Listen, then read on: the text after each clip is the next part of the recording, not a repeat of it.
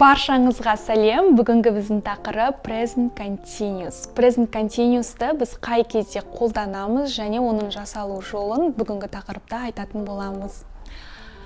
Present continuous негізінен to be-ға ing жалғау арқылы жасаймыз. To be яғни am, is, are, яғни I-дан кейін am болады, he, she, it-дан кейін is болады, we, they, you-дан кейін are болады. Сосын ing негізгі етістікке жалғаймыз. Жалпы present continuous-тың қолданатын 4 жағдайы бар.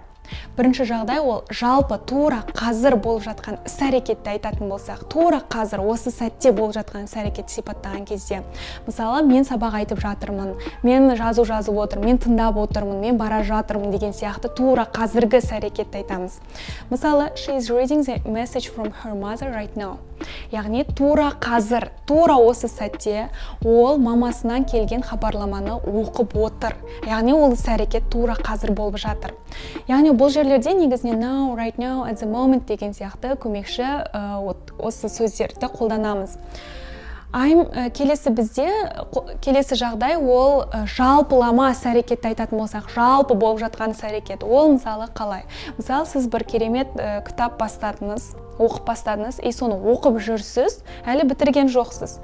Сосын сіз бір адам айтасыз, мен керемет бір кітап оқып жатырмын, оқып бітірейін, сосын саған берем.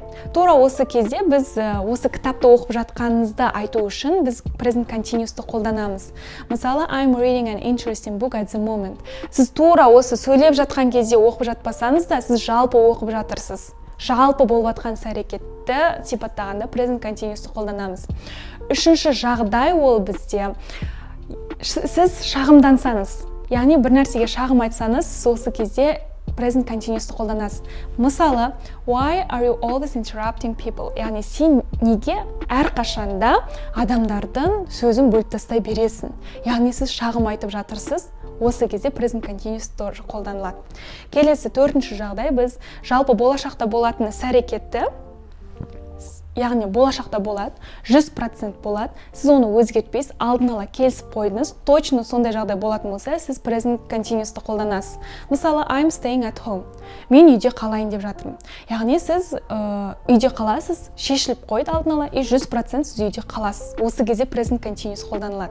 Жалпы present continuous'та біз қалай болымсыз сөйлем және сұраулы сөйлем жасаймыз? Тура present simple, past simple сияқты көмекші етістікті алдыға шығару арқылы, яғни есімдіктің алдына шығару арқылы сіз сұраулы сөйлем жасайсыз. Мысалы, he is drinking. Осыдан қалай сұраулы сөйлем жасаймыз? Осы жердегі is-ді мына жердегі жаңа есімдіктің алдына шығарасыз. Is he drinking? Ол ішіп жатыр ма? Деген сияқты сұрақ. Келесі, болымсыз сөйлем жасау үшін not'ты қоясыз, яғни көмекші етістіктен кейін not'ты қоясыз. He is not drinking. Ол ішіп жатқан жоқ. Осымен біздің сабақ аяқталды. Сіздерге түсінікті болып деген үміттемін. Кездескенше сау болыңыздар.